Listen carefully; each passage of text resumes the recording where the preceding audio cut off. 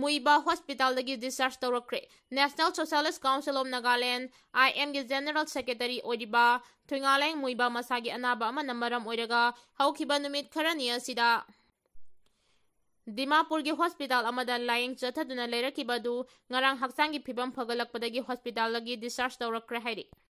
Assam Rifle ki mingchat noma gi mangsilakle haina MP leisemana phongdokkhre ngamkhai sambal khanaba yungba yot ki makong tara manga sakhangdaba singna Assam Rifle kem leina huran thiba thodok asina amuka hena Manipur da Assam Rifle ki mingchat noma gi mangsilakle haina Rajya Sabha gi MP Ningthau Sana Jawba leisemana nungnangba phongdorakle MP Ningthau Sana Jawba leisemana mahaki official X account da thadorpa warol amada mathaki wafam ase phongdokpaga loinana ngamkhai pari ngakpagi thabak neutral oiba amadi mathau masa khangba border security Force BSF kumba Central Force da chinagadabani hairi Manipur amasung Myanmar anigi marakta kilometer jahunga maudra nipan changna ngamkhai paring puliba asigi manungda ahanbagi oina kilometer samaga kuntra humdoigi asangba charu ngamkhai sambal khabagi thabak haudi mapangkayada changchili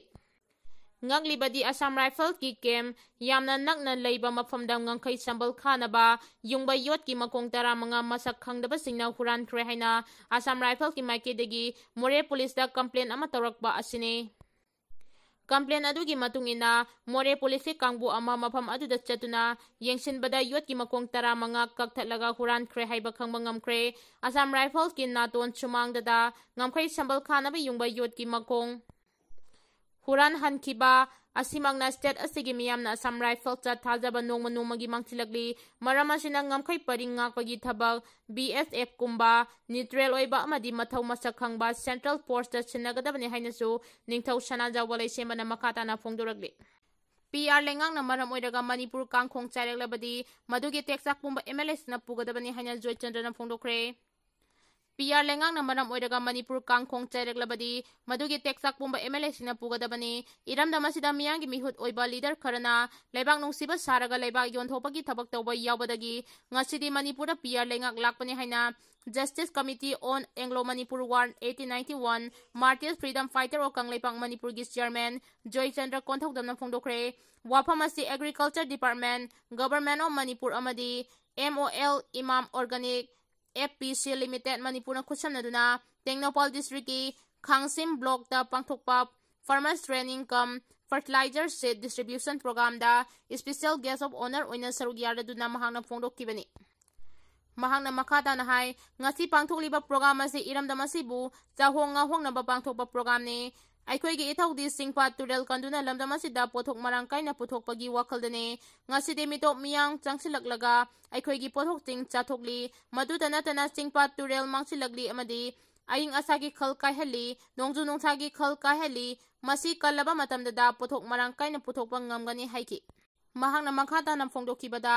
PR lengak haibadi mayanggi lengak haibani mayangna matam chupada Manipuri singi afaba thabak tawroi makhoi kanabada yumpham oiraga thabak tawgani maramaduna isagi inkhol isana sambal khaljinduna ngamkhai kaidanaba ngakpa tangai fadabani masi miyangi mihusingna khanggadabani haiki Kangpokpida NH2 hangdoknabagi matangda mifam sinkiba KJC Churchanpur operate tawba yaroi haina JC na phongdoragli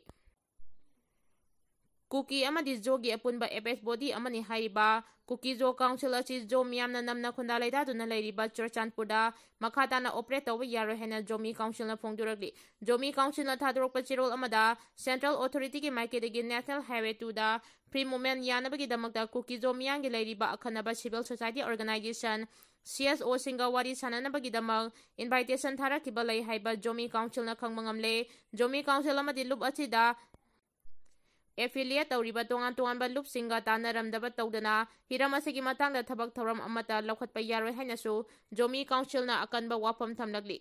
Japanese encephalitis na nupa macha ama leikhidre Imphal East ki phangnung awang laikai dagi masagi sahi 15 romda suriba khundongbam ilan apokpa KH ibomcha kauba nupa macha ama Japanese encephalitis narakpadagi laikanabada kanba ngamdana leikhidre hairi thawdo asigi matangda phangnung Social Youth Club ki Secretary General L Priyojina thadorokpa cherol amada thawdo asi thokhibaga loinana section thorang lokhotpaga loinana nomagi oiba fogging program ama club asina PHALYDA ga khusamnaduna Vector Borne Control Program Imphal East ka khusam pangthokre haidi nupa macha asi lekhidabagi matangda nupa macha asigi apokpa KH Ibomchagi manang nupa amana pause asida phongdorakpada nupa macha asi mamang thagi aroiba ningthokaba numita arum laihau tawrakpadagi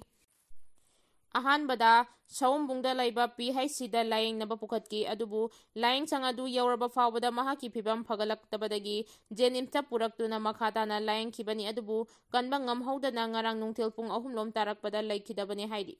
Modi amasung amisagi lising makada Manipurda unity stability amasung development ta anauba chapter ama laklagani haina Biren Phongdokkhre Indiana ningkha tamlakpadagi matam khwadagi sangna home minister oiba misak amisana oire hairaduna hanagi chief minister nongthoma Biren Thagatpa Phongdokkhre hanagi chief minister nongthoma Biren mahaki ex account da thadorpa warol amada lebak asigi oina khwadagi matam sangna home minister oiba misak amisana oire Madam Sangna Home Minister Oiramba Singh Chadar Balabai Patel amasung Lal Krishna Advani na office pairama matamdagisu amisana hele lebak asigi ihan hanba Home Minister Chadar Balabai Patel na mahangna office pai kiba numin lising amaga chani ga tarani pani aduga LK Advani na office pai kiba matam numid lising ani ga chani ga yangkai tarukni aduga amisana Home Minister oina pam purakpana ngasi agasti tarik mangada numit lising ani ga chani ga Yangkai Nipani Sukre Haidi Amisana Home Minister Hek Oirakpadagi Article 370 Muthat Kibadagi Hauraga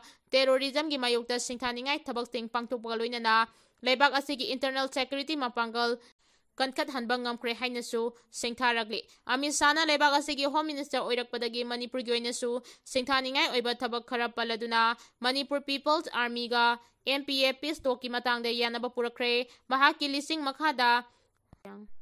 Jeliangrong United Club ta wari sanakre Peace Progress ta thajaba thamduna insurgent kaya amasu khulai thadoktuna mahosagi punsida halakpa ngamkre mahaki matenga loinana Manipur da war on drug ki thorang lokhali mahaki miteng makhada Indorment mar ngamkhai paring mapung fanan sambal khanaba thabak lokhatpa haukre haidi loinana Prime Minister Narendra Modi amasung Home Minister Amit Shah gi lising makhada Manipur unity stability amasung development ta anauba chapter ama laklagani hainasu thajaba phongdorakli Uttarakhanda cloudburst na maram oiraduna Mioi mga Sire yangkai Hennathiba Khngdri Uttarakhand gi Uttarkasida cloudburst na maram oiraduna paksana landslide thokpadagi Mioi mga Sire atoba Mioi yangkai Hennathiba Khngdana leiri hairi Hasil da laiba Indian Army gi camp amadagi kilometer nimpurom lamna laiba Dharali village da ngasi nungthil pung amaga minute nimpu mga taba matamda thokiba thodok aduna maram oiraga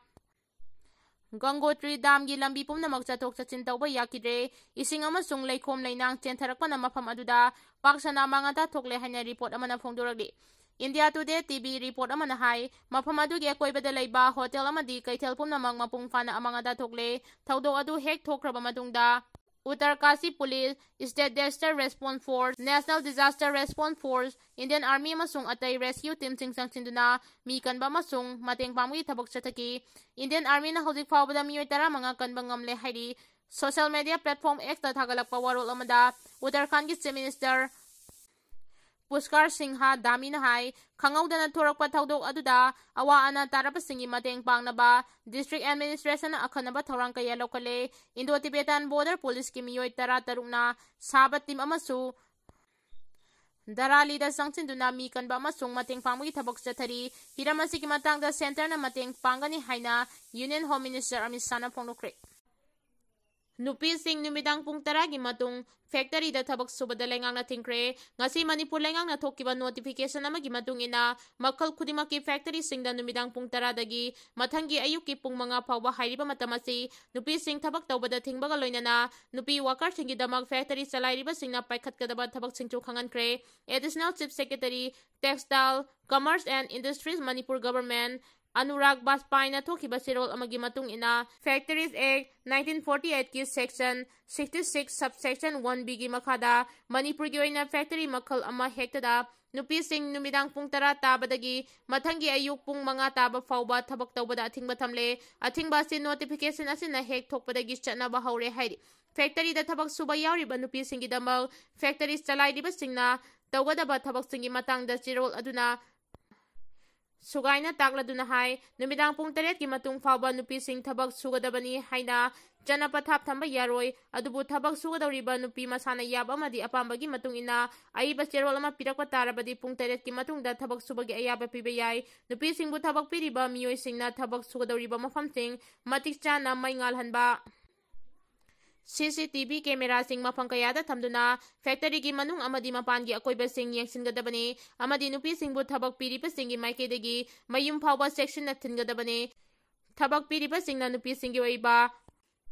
ꯄꯣꯊꯥꯅꯕꯒꯤ ꯃꯇꯝ health ꯑꯃꯁꯨꯡ ꯍꯥꯏꯖꯤꯟꯒꯤ ꯌꯦꯡꯂꯒ ꯆꯞ ꯆꯥꯅ working ꯀꯟꯗꯤꯁꯟꯁꯤꯡ ꯊꯝꯕ ꯊꯕꯛ ꯁꯨꯐꯝꯗ ꯅꯨꯄꯤꯗ ꯍꯦꯟꯖꯤꯟꯅ ꯂꯤꯆꯠ ꯁꯥꯖꯠ ꯆꯠꯍꯟꯗꯅꯕ ꯆꯦꯛꯁꯤꯟ ꯊꯧꯔꯥꯡ ꯂꯧꯈꯠꯀꯗꯕꯅꯤ ꯅꯨꯄꯤ ꯑꯃꯅ ꯐꯦꯛꯇꯔꯤ ꯑꯗꯨꯗ ꯊꯕꯛ ꯇꯧꯕꯗ ꯃꯐꯝ ꯆꯥꯗ꯭ꯔꯦ ꯍꯥꯏꯕ ꯋꯥꯈꯜ ꯈꯜꯍꯟꯗꯕ ꯊꯕꯛ ꯄꯤꯔꯤꯕꯁꯤꯡꯅ ꯊꯕꯛ ꯂꯧꯈꯠꯀꯗꯕꯅꯤ ꯑꯃꯗꯤ ꯅꯨꯄꯤꯒꯤ ꯄꯣꯊꯥꯐꯝ ꯇꯣꯈꯥꯏꯕ ꯀꯥ ꯅꯤꯡꯊꯤꯅ ꯊꯝꯒꯗꯕꯅꯤ ꯃꯁꯤꯒꯤ ꯃꯊꯛꯇ ꯊꯕꯛ ꯄꯤꯔꯤꯕꯁꯤꯡꯅ sexual harassment of women at workplace Sexual Harassment of Women at Workplace Act 2023ꯅ ꯄꯤꯔꯤꯕ ꯆꯠꯅ ꯀꯥꯡꯂꯣꯟꯁꯤꯡ ꯉꯥꯛꯅ ꯆꯠꯀꯗꯕꯅꯤ